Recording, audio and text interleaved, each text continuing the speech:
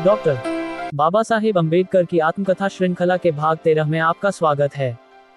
इस अध्याय सत्याग्रह क्यों और सत्याग्रह क्यों नहीं में बाबा साहेब बताते हैं कि उन्होंने नासिक के काठाराम मंदिर प्रवेश आंदोलन की शुरुआत क्यों की और बाद में स्वयं ही उसे रोकने की सलाह क्यों दी।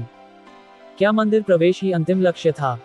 क्या केवल पूजा पाठ से समाज का उद्धार संभव है, या फिर शिक्षा, राजनीतिक अधिकार और आत्मसम्मान ही वास्तविक मुक्ति का मार्ग है?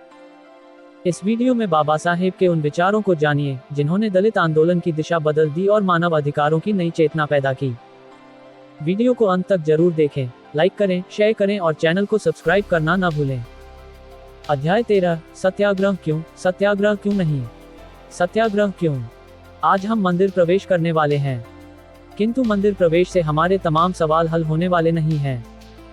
हमारी समस्याओं का स्वरूप व्यापक है, जो राजनीतिक, धार्मिक, आर्थिक व शैक्षिक स्तर की हैं। किंतु आज का काठाराम मंदिर प्रवेश सत्याग्रह सवर्ण हिंदू मानस के लिए एक तरह की चुनौती है। सैकड़ों वर्षों से सवर्ण हिंदुओं ने हमें मानवीय अधिकारों से वंचित रखा है। वे हिंदू आज हमें मानवता के अधिकार प्रदान करने के लिए तैयार हैं या नहीं, ये सवाल इस मंदिर प्रवेश सत्याग्रह के माध्यम से निर्मित होने वाला है। हिंदू मानस जीते जागते मनुष्य को मानव के रूप में स्वीकारने के लिए तैयार है या नहीं, ये सवाल इस सत्याग्रह के माध्यम से दृष्टिगत होने वाला है। सवर्ण हिंदू सदियों से हमें कुत्ते बिल्ली से भी कमतर आंकते आए हैं, किंतु वे हिंदू क्या आज हम इंसानों को इंसान के रूप में देखने वाले हैं या नहीं? इस सवाल का जवाब इस सत्याग्रह के माध्यम से हमें मिलने वाला है। ये सत्याग्रह हिंदुओं के हृदय में परिवर्तन लाने का एक प्रयास है। उसकी सफलता असफलता हिंदू मानसिकता पर अवलंबित है। काठाराम मंदिर में प्रवेश मिलने से हमारे सवाल तुरंत हल होने वाले हैं, ऐसा कतई नहीं है। मंदिर प्रवेश के चलते हमारे सवाल हल होकर हमारा यकायक कायाकल्प होने वाला है, ऐसा भी नहीं है। इस सत्याग्रह के माध्यम से हम सवर्ण हिंदू मानस की परीक्षा ले रहे हैं। इंसान के साथ इंसान जैसा बर्ताव किया जाए, इंसान को इंसानियत के अधिकार दिए जाएं, मानवता की प्रतिष्ठापना की जाए। नवयुग की उच्च प्रेरणा को हिंदू मन अपनाने के लिए तैयार है या नहीं, इन तमाम मुद्दों की इस मंदिर प्रवेश के बहाने पड़ताल होने वाली है।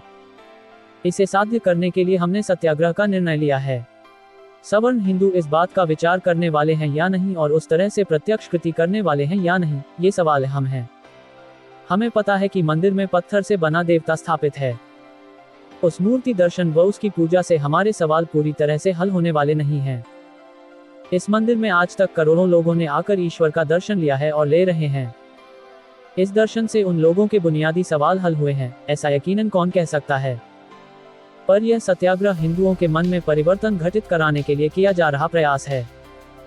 विशिष्ट सैद्धांतिक भूमिका लेकर हम सत्याग्रह का कदम उठा रहे हैं। 2 मार्च 1930 नासिक सभा। सत्याग्रह क्यों नहीं?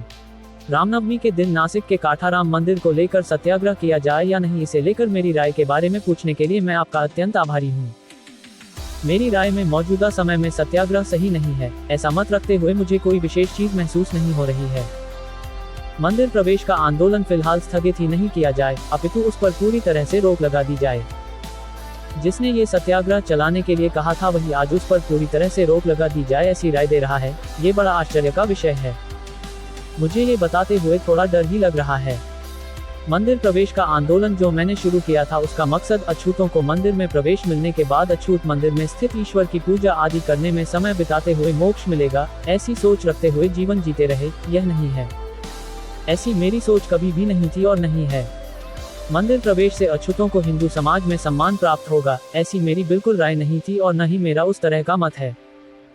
इसके मूल में मेरा मकसद रहा है कि अछूतों को अपने मानवीय अधिकारों का एहसास हो और उन अधिकारों को प्राप्त करने के लिए उनके भीतर प्रतिपक्ष से निरंतर लड़ते रहने की चेतना उत्पन्न हो, और ये लक्ष्य मैंने हासिल किया है। चूंकि इस सत्याग्रह के चलते महाराष्ट्र और हिंदुस्तान के लोगों में मानव अधिकारों को हासिल करने को लेकर लड़ने की इच्छा और वृत्ति निर्मित हुई है। इसकी अगली सीढ़ी यानी अछूत जन शिक्षा प्रसार और राजनीतिक अधिकार प्राप्ति के लिए लड़ने की पराकाष्ठा करें, ये है। यदि अछूत समाज शिक्षा के क्षेत्र में संपन्न बन पाएं और राजनीतिक अधिकारों से बलशाली बन जाएंगे तो वे हिंदू समाज के भीतर एक उत्कृष्ट इकाई के रूप में उभर आएंगे। किंतु इस अंतिम लक्ष्य की प्राप्ति के लिए हिंदू समाज, हिंदू धर्म और धर्मशास्त्र के भीतर आपादमस्तक फेरबदल किए जाने चाहिए और तमाम हिंदुओं को इस कार्य को अंजाम देने हेतु प्रेरित करने के लिए अछूतों को चाहिए कि लड़ते रहे।